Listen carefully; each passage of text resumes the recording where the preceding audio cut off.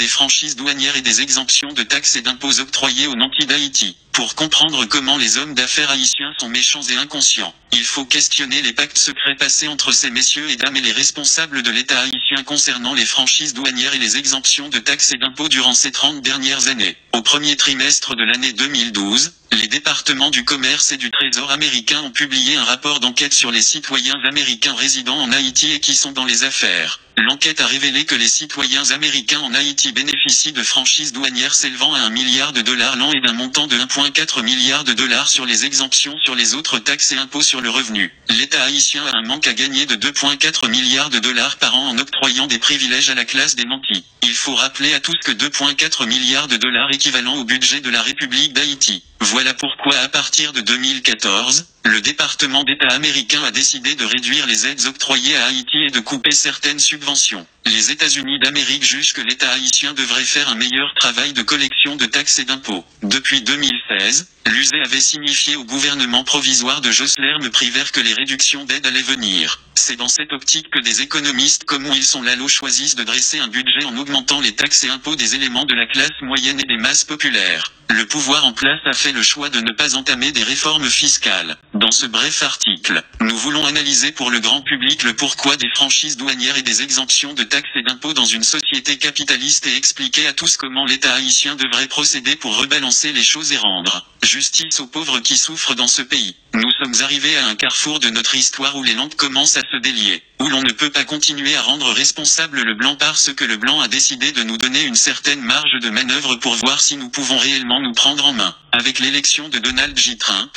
Haïti a la possibilité de tirer son épingle du jeu, d'effectuer des réformes en profondeur, d'établir des politiques publiques pour faire respecter le principe d'équité et d'égalité. Donald Trump durant sa campagne électorale avait promis que les États-Unis d'Amérique s'immisceront de moins en moins dans les affaires d'autres pays. Aujourd'hui, nous voyons clairement que l'administration Trump donne la primauté aux questions domestiques par rapport aux affaires étrangères. Qu'est-ce qui empêche à Haïti d'ouvrir un channel de communication avec la Chine populaire? Qu'est-ce qui empêche à Haïti de contacter des investisseurs au Moyen et au Proche-Orient? L'administration de Jovenel Moïse est otage de la classe d'affaires qui refuse de payer des taxes et des impôts. Les Arabes et les mulâtres en Haïti qui contrôlent la classe d'affaires ont longtemps choisi la voie de la bamboche et de la corruption généralisée. Ils ont prouvé qu'ils ne sont pas des Haïtiens. Nous n'encourageons pas la violence dans le pays, mais le peuple doit résister face à la menace que constituent ces deux classes en Haïti. Nous ne cherchons nullement à dédouaner les bossales qui s'allient à ces apatrides pour clouer au pilori les pauvres Haïtiens, miséreux de leur état. Nous classons à la même enseigne les intellectuels noirs de la classe moyenne et les politiciens issus de la classe populaire qui choisissent de faire le sale boulot pour les nantis d'Haïti. Aujourd'hui,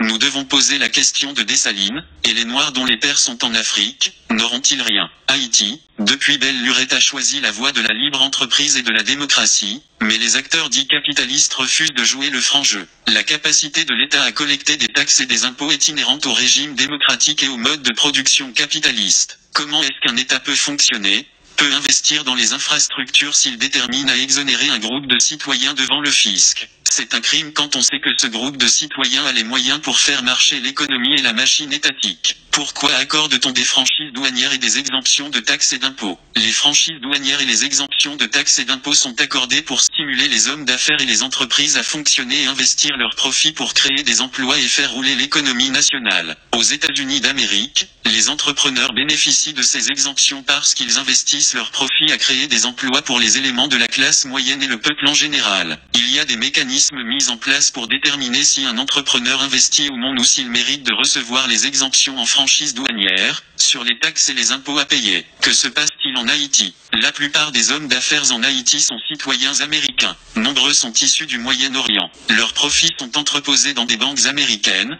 européennes, libanaises, syriennes et israéliennes. Ils n'investissent rien en Haïti. Pourquoi depuis plus de 30 ans l'État haïtien continue avec cette pratique d'exonération? Les dirigeants politiques sont élus et nommés par la classe des affaires. En contrepartie, ces derniers offrent des avantages juteux à cette classe qui n'a pas les intérêts de la nation haïtienne à cœur. Nous sommes arrivés à un carrefour où nous réalisons que le populisme de droite et de gauche sont des manœuvres entreprises par les élites pour zombifier le peuple. Qu'est-ce que la gauche a foutu depuis 1986 en Haïti? Il y a une tendance à considérer les hommes d'affaires en Haïti comme de vulgaires imbéciles qui n'ont ni lecture ni écriture. C'est une fausse idée entretenue par les nantis mêmes. La plupart de ces hommes d'affaires sont très instruits et ont fait leurs études dans les meilleures universités au monde. Ils Ils comprennent bien le fonctionnement d'une société capitaliste. C'est en connaissance de cause qu'ils choisissent de faire mal à Haïti, aux miséreux et aux appauvris haïtiens. En affaiblissant l'État, ils font d'une pierre deux coups. Ils bénéficient des largesses des dirigeants incompétents et inconscients et ils rendent impossible toute tentative de soulèvement et de changement du peuple haïtien. Ils encouragent de faux conflits dans le pays, ils arment des bandits un peu partout pour semer le trouble. Dans tout pays sérieux,